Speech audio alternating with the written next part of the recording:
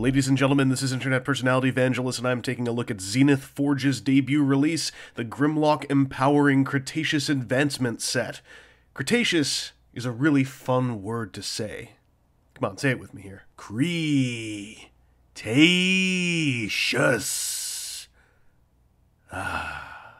While there are a lot of big, pretty orange things in the tray, the first part of the set I want to look at is the back plate. This is also actually a piece of orange plastic covered in a very even coat of paint.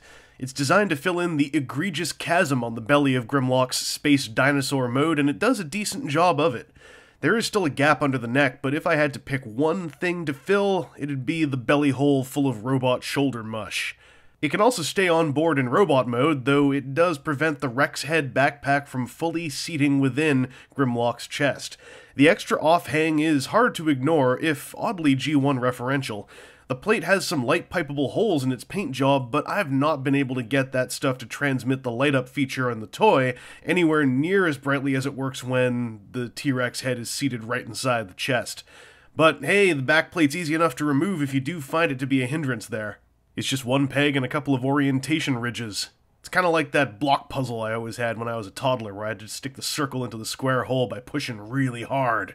The main orange event is the armament upgrade for Grimlock in this set, very clearly modeled after his existing sword and shield, but much larger and meaner.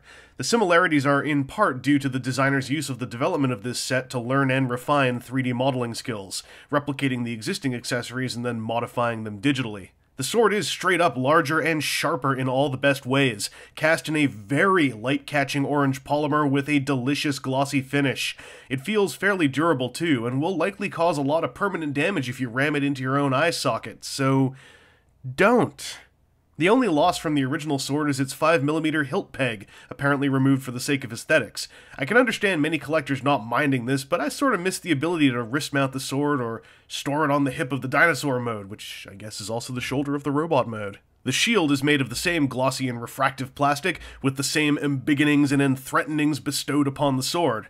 However, it has swappable connection styles. One is a rod. That makes the shield function identically to the original version, plugging into the forearm and making a man named Bob become the brother of your mother and or father. But there's an alternate L-shaped stick that lets Grimlock hold the shield with his fist, adding a great many posing options and opening up the functionality of the accessory.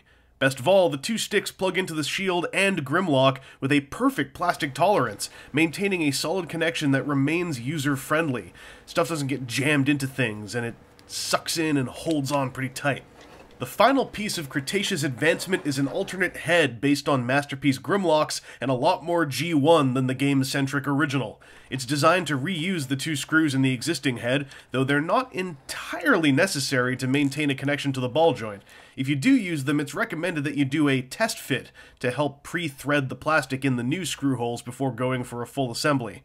The head is cleanly sculpted and has a gorgeous visor made of the glossy orange translucence that permeates this set. I almost wish there was some silver behind it to reflect light even more. Looks nice! Is it necessary? Not at all. But options are options, and it's hardly bloating the Cretaceous Advancement set's box contents with its inclusion. This head's just a little bonus, resulting from the designer's self-training in 3D modeling and the calls from some collectors for a Grimlock with taller ears and a flatter faceplate. So, does the Cretaceous Advancement set offer advancement to Generations Grimlock, Cretaceous, or otherwise? Certainly in the weapons department. The sword and shield are totally on the money in every respect, looking good and built really well. The backplate's certainly debatable, depending on what you want out of a filler piece. It's not the only one on the market, but it has a very fine-tuned simplicity that I can respect. The head is really up to the end user, as it's entirely an aesthetic alternative. So in all, this set is a moderately good experience, worth looking into in person first if possible. Once you handle the sword and shield, you really get a feel for the true meat of this box. But as a debut piece, what does it say about Zenith Forge? It shows a use of good materials and solid construction. It demonstrates a good level of care and finesse in both design and execution, and it makes me ready to look at whatever the ZF has coming down the pipeline.